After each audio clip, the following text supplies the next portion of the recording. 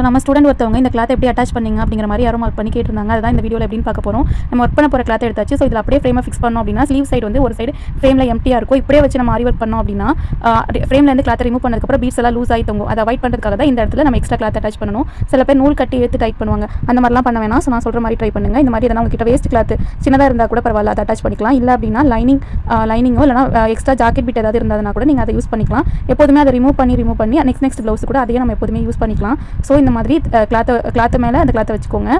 So நான் கையால் தைக்கிற ஊசியில் நூலை கோர்த்து எடுத்துகிட்டு இருக்கேன். இப்போ நான் ஸ்டிச் பண்ணுற மாதிரி ஸ்டிச் பண்ணிக்கோங்க.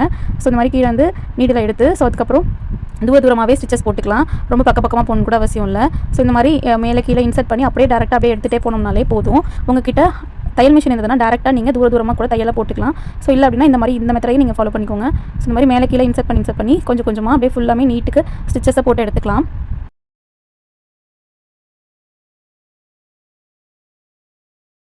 ஸோ இந்த மாதிரி ஃபுல்லாக ஸ்டிச் பண்ணி முடிச்சுட்டு இப்போ நம்ம ஃப்ரேமை செட் பண்ணிக்கலாம். ஃப்ரேமை செட் பண்ணிவிட்டு ஆரி ஒர்க் பண்ணிவிட்டு திரும்ப அந்த நூலை மட்டும் கட் பண்ணிவிட்டு இந்த கிளாத் எடுத்து வச்சுக்கிட்டோம்னா நெக்ஸ்ட் ப்ளவுஸ்க்கு நம்ம இதையே யூஸ் பண்ணிக்கலாம். ஸோ உங்களுக்கு இந்த மாதிரி ஆரி ஒர்க்லாம் டிசைன் பண்ணாலும் சரி, நீங்களும் ஆரி ஒர்க் போட கற்றுக்கணும் அப்படின்னாலும் சரி, ஸ்க்ரீனில் தெரிய நம்பருக்கு எனக்கு கான்டாக்ட் பண்ணுங்கள்.